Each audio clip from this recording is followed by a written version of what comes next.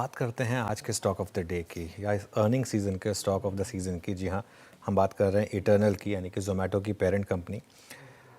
इसमें आज 7,200 करोड़ का अब तक वॉल्यूम हुआ है और करीब करीब उसका 40% डिलीवरी वॉल्यूम है। मतलब करीब करीब 2800 करोड़ के करीब के डिलीवरी वॉल्यूम अब तक इस स्टॉक में हुए हैं। कल ही लग रहा था जब नंबर आए थे 320 पर कि नंबर स्ट्रॉन्ग थे, लेकिन आज जो सुबह ब्रोकरेज अपग्रेड्स आए और 400 रुपये तक के टारगेट आए, उसके बाद काफ़ी बड़े मूव आए। मंगलम से जानते हैं कि ऐसा स्ट्रीट को क्या पसंद आया कि एक दिन में ही आज इतनी बड़ी री रेटिंग हो गई। मंगलम, गुड आफ्टरनून, बताइए।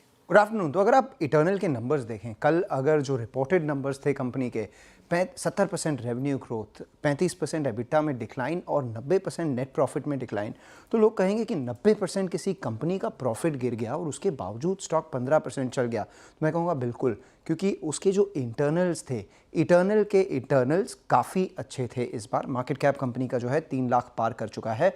और इटर्नल के इंटरनल सबसे बड़ा ये था कि जो कंपनी के दो बड़े इंजन हैं, एक फूड डिलीवरी जिसमें थोड़ी सी स्लो डाउन दिखने के लिए मिल रही थी ग्रोथ में, वो रुक गई है।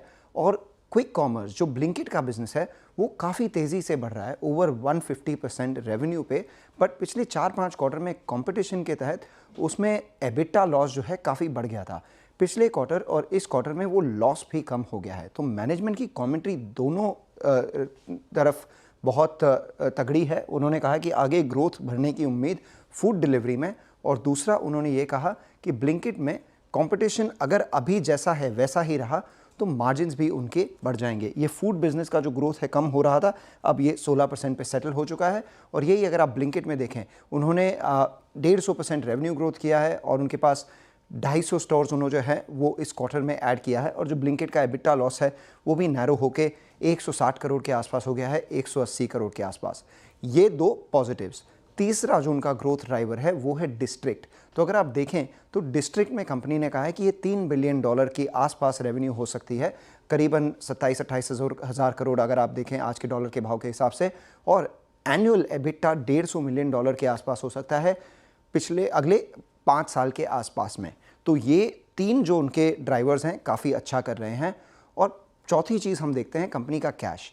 पिछले क्वार्टर में उनका कैश जो है क्वार्टर ऑन क्वार्टर कम हो गया था, इस क्वार्टर में वो बढ़ गया है। तो कैश बर्न जो है डिस्पाइट उनके ब्लिंकिट के इन्वेस्टमेंट में वो भी पॉजिटिव हो गया है।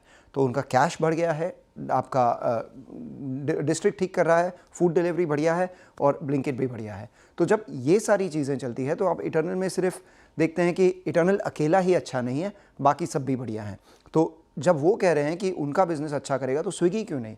स्विगी भी 4-5% ऊपर आ गया है। स्विगी जो है करीब 45% डिस्काउंट पे ट्रेड करता है इटर्नल के। और दूसरा आप देखें तो वो उनका जो पेरेंट कंपनी है इन्फो एज, वो भी आज ऊपर है, क्योंकि इन्फो एज 13% ओन करता है इटर्नल में। तो इन्फो एज के मार्केट कैप का 40% वैल्यू आज इटर्नल में है। और फाइनली मैं उनके जो शेयर होल्डर्स लेटर है उसका एक पिक्चर दिखाना चाहूँगा आपको। वो पिक्चर इस बिज़नेस को अच्छे से दर्शाता है। उस पिक्चर में 3 चीज़ें हैं। एक, आज क्या खाओगे, जोमेटो का बिज़नेस।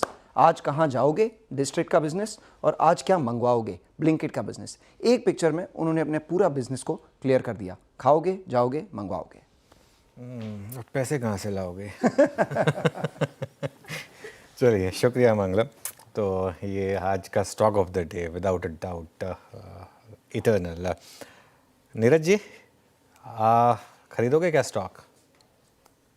एक्चुअली जिस तरह की मूवमेंट ऑलरेडी लास्ट 3-4 महीने में देखने को मिली है, स्टॉक थिंक 205 किलो से 300 रुपए पे आ गया है। तो कहीं ना कहीं ये स्ट्रीट को एक्सपेक्टेशन थी कि इस तरह की इम्प्रूवमेंट आ सकती है। जिस तरह का कंपटीशन था वो नहीं देखने को मिला, तो उस वजह से उनका रेवेन्यू ग्रोथ इतना स्ट्रॉन्ग आया है। थोड़ा सरप्राइज एलिमेंट जरूर था रेवेन्यू ग्रोथ में। और जो मैनेजमेंट ने बोला है कि वित्तीय कंपेरेटिव इंटेंसिटी नहीं है जितनी उम्मीद थी, तो इसको चलते हुए आई थिंक ऑलरेडी एक बड़ी स्ट्रॉन्ग मूवमेंट आ भी चुकी है। अब देखना पड़ेगा कि मार्जिन इंप्रूवमेंट होती है कि नहीं होती है। आई थिंक अब यहाँ पे लेना, इस लेवल पे थी रैली के बाद आई थिंक नहीं लेना चाहिए और वेट करना चाहिए। या तो आपको मार्जिन इंप्रूवमेंट की इंडिकेशन मिले या स्टॉक थोड़ा करेक्ट करे यहाँ से, तभी आई थिंक यहाँ से एक इन्वेस्टर को इन्वेस्ट करना चाहिए।